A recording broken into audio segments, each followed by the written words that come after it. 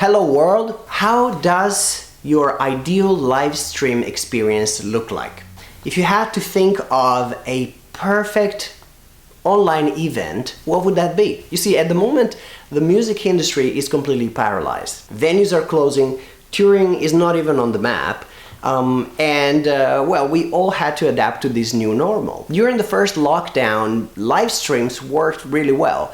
Many of you already took part and joined the live events online, but for many it was a new experience. At the moment we are planning the new events for Mode Zero, and we've been thinking a lot, me and the team, on how we can make it better. How we can offer a better stream, a better online remote experience.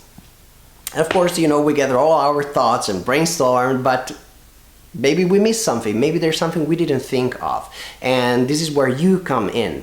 So use the comments below or reach out privately if you prefer, and let us know your thoughts. Let us know what works, what doesn't, and what's missing. We're gonna do our best to turn the upcoming events into something unique. As usual, new music and new videos are on the way, so stay tuned.